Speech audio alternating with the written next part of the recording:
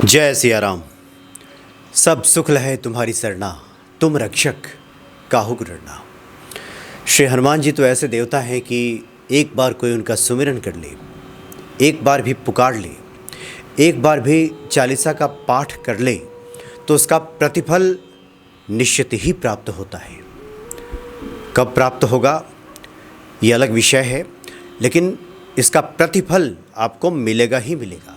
एक उचित समय आने के बाद निश्चित तौर पर इसका प्रतिफल हमें मिलता ही मिलता है।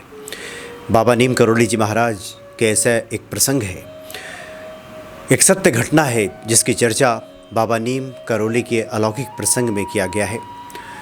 और ये घटना कानपुर के ही रहने वाले कुछ लोगों के साथ घटी, जिससे स्पष्ट हो जाएगा इस पूरे विवरण को सुनने के बाद कि जो लोग भी कहते हैं कि हम हनुमान जी की पूजा कर रहे हैं और हमें उसका फल प्राप्त नहीं हो रहा है, उनकी शिकायत दूर हो जाएगी।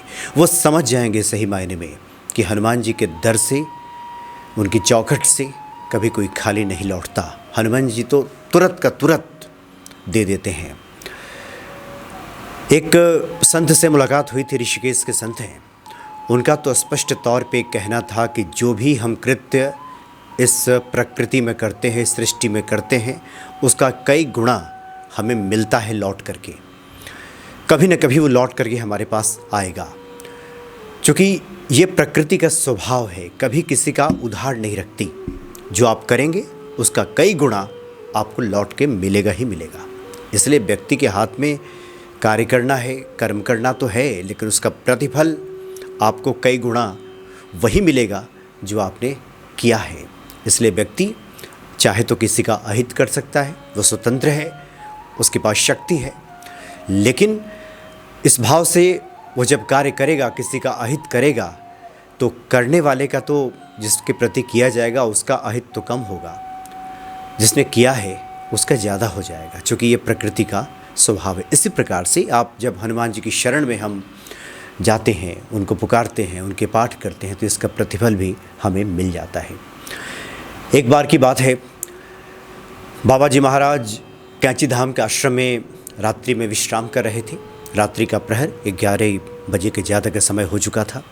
अचानक बाबा जी जगे, भक्तों को झकझोरते हुए जगाया और कहा कि उठो उठो, 4 लोग एक पहाड़ी पे फंस गए हैं, जल्दी जाओ।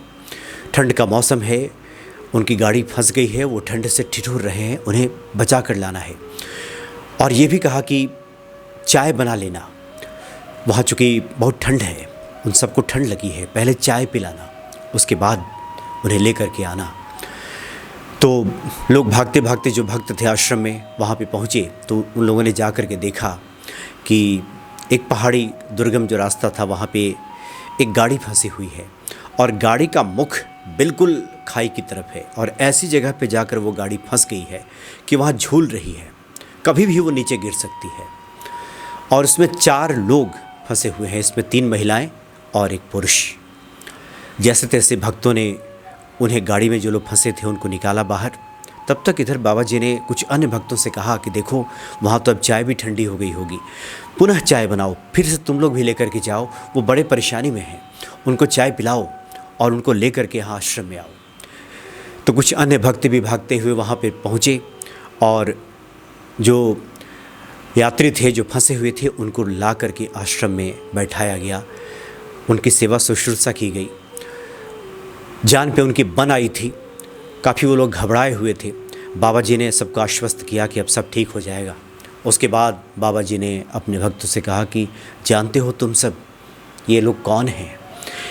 ये वो लोग हैं जिनके यहाँ मैं आज से 30 साल पहले जाया करता था। जब मैं घूमता रहता था तो इनके घर पहुंच जाता था और ये लोग मेरी बड़ी सेवा करते थे, बड़ी सेवा खातिर मेरी किया करते थे, इसलिए मैं इन्हें कैसे भूल सकता हूं।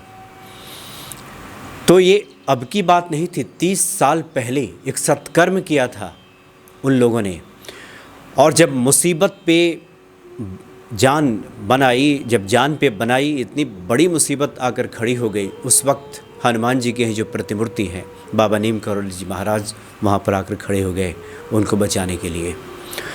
तो कभी भी जो हम सत्कर्म करते हैं वो व्यर्थ नहीं जाता, एक उचित समय आने पर उसका प्रतिफल हमें निश्चित ही प्राप्त होता है। और जो हनुमान जी के साधक हैं, जो संकट मोचन है, उनका नाम है संकट मोचन, और ये नाम उनके गुण की वजह से पड़ा है। उनका गुण है, उनका स्वभाव है, स्वभाव से विपरीत हनुमान जी नहीं जा सकते। जब आप संकट में फंसेंगे, आपने हनुमान चालीसा का पाठ किया है, आपने हनुमान जी का सुमिरन किया है, तो संकटों में हनुमान जी नहीं छोड़ सकती। ऐसे अद्भुत कई प्रसंग हैं, कई किस्से हैं। अब तो भक्त भी काफ़ी लिख करके भेजते हैं इस तरह के अनुभवों को। तो बाबा नीम करौली जी के जो अलौकिक प्रसंग हैं, इसमें इस बात का जिक्र किया गया है। और ये सभी जो यात्री थे कानपुर के ही रहने वाले थे। वो सभी जा रहे थे नैनीताल, और उसके बाद वो फंस गए थे वहाँ पहाड़ी पे, उस दुर्गम पहाड़ी पे।